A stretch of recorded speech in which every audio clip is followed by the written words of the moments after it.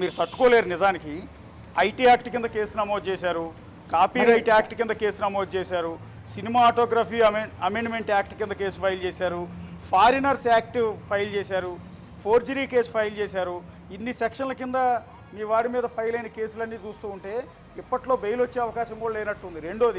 రెండోది enforcement directorate కూడా రంగంలో దిగుతోంది. ఎందుకంటే మనీ లాండరింగ్ జరిగింది అని, విదేశాల నుంచి డబ్బు పెద్ద మొత్తాన చేతులు మారింది అని. సిబిఐ కూడా ఇవ్వాలంటున్నారు ఈ కేసుని. సో పెద్ద వలయంలో మీ అబ్బాయి ఇరుక్కుపోతున్నాడు. అలా ఇరుక్కుపోయినా నేనేం చేసేది ఏమీ లేదు సార్. నేను అదే చెప్తాను మీకు. ఎన్ని కేసులు పెట్టేవాళ్ళు వద్దంటే మానేస్తారా ప్రభుత్వం? చెప్పండి. వాళ్ళు మానేరు. కేసులు పెట్టారు అనేసి నేనేం చేయలేను. అందువల్ల నా చేతిలో ఏమీ లేదు ఏట్ సార్. అందువల్ల మనం ఏం చెప్పినా చెల్లదు. ఇంకెందుకు?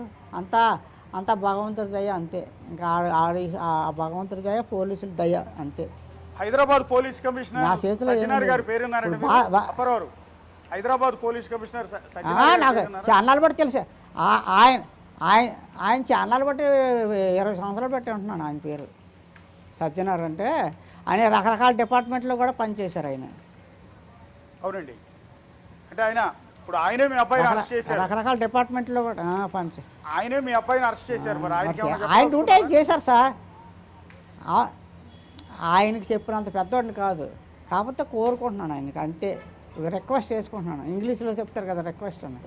మనస్ఫూర్తిగా కోరుకుంటున్నాను. ఆయనకి చెప్పిన ఆయన డ్యూటీ ఆయన చేశారు సార్. ఆయన తప్పని మనం ఎలాగనుకుంటాం? ఆయన కాకపోతే ఇంకొకళ్ళు ఉంటారు అక్కడ. ఆ స్థానంలో ఇంకొకరు ఉంటారు సార్. ఆయన కాకపోతే ఆయన సొంత పర్సనల్ ఇంటి పనులు కాదు కదా ఇవి. కొన్ని ఇంటి పని అయితే సార్ ఇంట్లో పని వాళ్ళు ఇలాగ తప్పు అయిపోయిందని కాలు మీద పడితే పోన్లే ఎదవా అనేసి ఆయన కనికరిస్తారు. వాళ్ళ ఇంట్లో పని కాదు కదా అది. కాబట్టి అది పర్సనల్ కాదు, ఇంట్లో పని కాదు. ఇంట్లో పని అయితే చెప్పండి, నేను వెళ్తాను, ఆయన కాలు మీద పడతాను, ఆయన తన్నినా నేను పడతాను. మరి అంతకన్నా నేనేం చేయలేను. ఆఫీస్ పని ఆయన ఇష్టం కాదు. మీ అబ్బాయిని అభిమానించే వాళ్ళు, మీ అబ్బాయికి ఉన్న అభిమానులందరూ ఈరోజు సజ్జనార్ గారు దిగుతున్నారండి. నువ్వు అన్యాయంగా అరెస్ట్ చేసావు, అక్రమంగా అరెస్ట్ చేసావు, వెళ్ళమండి వాళ్ళకి అరెస్ట్ చేసావని తిడుతున్నారు. మరి వాళ్ళకేమైనా చెప్తారా? పోనీ సార్ వెళ్ళమనండి. వెళ్తే ఏమో దేవుడు ఆ సజ్జనార్ సార్కి మనసులో దూరి ఆయన ఏది హెల్ప్ చేస్తారు. దానికి ఉంది. వెళ్ళడం మంచిది కాదని అన్నాం. మంచిదే, వెళ్ళండి. ఏమో ఆయన మనసులో దేవుడు కలిగాడు అనుకోండి, ఏమో ఒకలా ఉంటుంది. ఒక గట్టిగా కొట్టాలన్నాడు, నెమ్మది కొట్టచ్చు కదా. మనసులో దేవుడు దూరితే చెప్పలేము. అలాగే అంటే సజ్జనార్ గారిని తిడుతున్నారు అంటున్నానండి. అపరావు, నేను చెప్పింది మీకు అర్థం కాదా? మీ అబ్బాయిని అభిమానించే వాళ్ళు మీ అబ్బాయిని అరెస్ట్ చేసిన సజ్జనార్ గారిని తిడుతున్నారు ఇష్టం వచ్చినట్టు సోషల్ మీడియాలో. వాళ్ళకేమైనా చెప్పదలుచుకున్నారా? బుర్ర తక్కువ తిడతారండి. వాళ్ళకు జ్ఞానం లేదు, ఆలోచించే శక్తి లేదు, అందుకే తిడుతున్నారు. సజ్జనార్ సార్ ఏం చేస్తారు సార్? సజ్జనార్ సార్ ఇప్పుడు రిటైర్ అయిపోతారు అనుకోండి, ట్రాన్స్ఫర్ అయిపోతారు అనుకోండి, ఆ ప్లేస్లో ఇంకొకరు వస్తారు. ఆయన వాళ్ళు తిడతామా? చెప్పండి. తిట్టలేరు కదా. ఆయన డ్యూటీ ఆయన చేశారు. ఆయన వ్యక్తిగతమైన కక్షలేం మనకు వద్దు, ఏమీ వద్దు. అటువంటి ఆ డ్యూటీ ఆయన చేశాడు. కాకపోతే ఆయన బతిమాలుకుంటే ఒకలా ఉంటుంది. అది తిడితే మరీ కోపం వచ్చేస్తుంది ఆయనకి. తిట్టకూడదు, ఎప్పుడు కూడా తిట్టకూడదు. మనం చేసిందే తప్పు పని, ఎదవ పని. ఆయన ఎందుకు తిట్టాలి సార్ మనం? ఆయన డ్యూటీ చేస్తున్నాడు. ఆయన జీతం తీసుకున్నాడు గవర్నమెంట్ కూడా. ఆయన డ్యూటీ చేస్తున్నాడు సార్. గవర్నమెంట్ ఆయన జీతం ఇస్తుంది ఇలాంటి పనులు చేయమని. అలాంటప్పుడు ఆయన ఎందుకు తిట్టడం? మనం ఎందుకు? తిట్టిన వాళ్ళకి ఆ ఉద్యోగం ఇస్తే వాళ్ళు అలాగే చేస్తారు. తిట్టినోళ్ళు అన్నారు కదా, వాళ్ళకి ఉద్యోగం ఇస్తే వాళ్ళు అలాగే చేస్తారు సార్. ఇప్పుడు సజ్జనార్ గారికి ఒక తండ్రిగా మీరేమైనా ఒక అప్పీల్ కానీ రిక్వెస్ట్ కానీ ఏమైనా చేసుకుంటారా?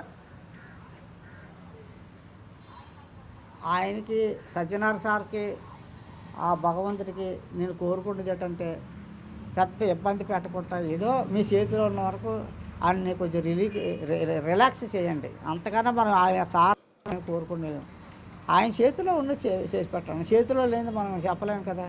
ఆయన ఇంతవరకు వచ్చేసింది కదా. అందువల్ల ఆయన్ని నేను తప్పు అన్నాను. ఆయన చేతిలో ఉన్నంత వరకు కొద్దిగా ఫ్రీగా, కొంచెం గట్టిగా పట్టుకుని కంటే కొద్దిగా లూజుగా పట్టుకోండి సార్. అంటే ఒక ఏదో ఒక పద్ధతి ఉంటుంది సార్. ఎవరికి దేనికైనా పద్ధతి ఉంటుంది. కాబట్టి మనం ఆయన నేనేమో తప్పన్నాను, తిట్టను. ఆయన పరిధిలో ఏం చేయాలో ఆయన తెలుస్తుంది అంతే. అంత చెప్పిన వాళ్ళు కాదు, చెప్పినా వదిలేసే శక్తి ఆయనకి లేదు. ఎంతవరకు వచ్చేసింది ఆయన వదిలేసి ఊరుకుంటారు జనాలు. అది మమ్మల్ని వదిలేయండి బోలు మంది వస్తారు, మా కేసు వదిలేయండి, మా కేసు వదిలేయండి. ఒకళ్ళు కనికరిస్తే ఊరు అందరూ అలాగే అంటారు. వాళ్ళకి అది తప్పు కాకపోవచ్చు, న్యాయస్థానానికి తప్పు ఉంటుంది. ఏడు సార్ ఆయనకి మనకు తప్పు కాకపోవచ్చు, చూసిన వాళ్ళకి అన్నీ ఆయన ఇష్టం కాదు కదా. ఆయన పరిధిలో కొన్ని ఉంటాయి, కొద్దిగా ఎక్స్క్యూజ్ చేసినవి ఆయన పరిధిలో ఆయనకు ఉంటాయి, అంతవరకే.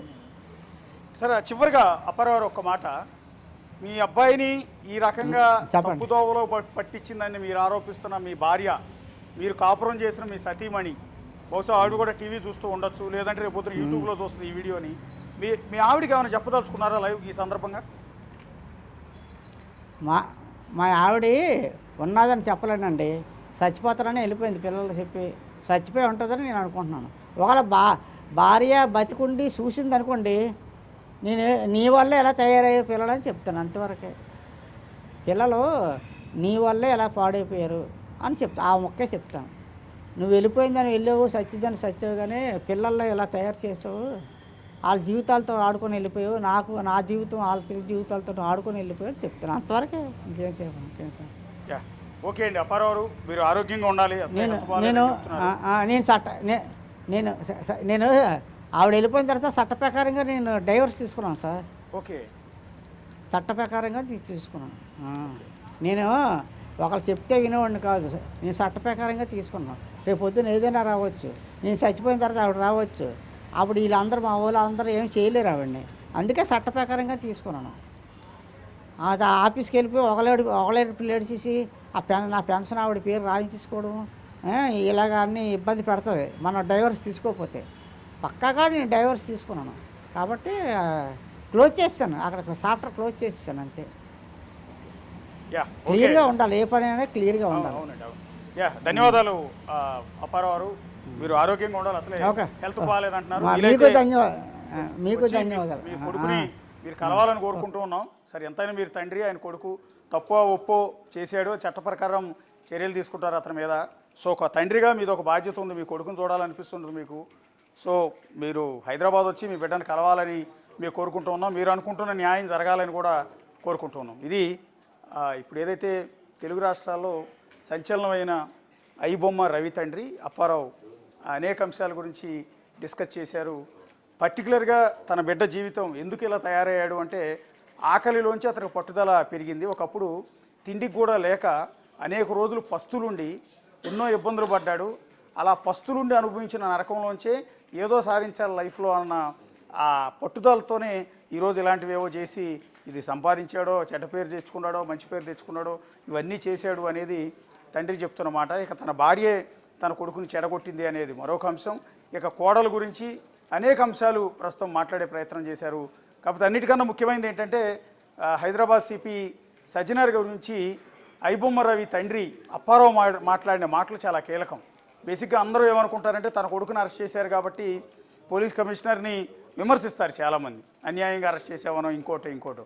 కానీ ఆయన ఎక్కడా కూడా ఎంత పద్ధతిగా మాట్లాడారు అంటే నిజంగా గౌరవం పెరుగుతుంది ఆ తండ్రి మీద. హైదరాబాద్ సిపి సజ్జనార్ గారు పోలీస్ కమిషనర్ కాబట్టి ఆయన డ్యూటీ ఆయన చేశాడు తప్ప ఆయనకి మాకు ఎలాంటి వ్యక్తిగతమైన గొడవలు లేవు కదా.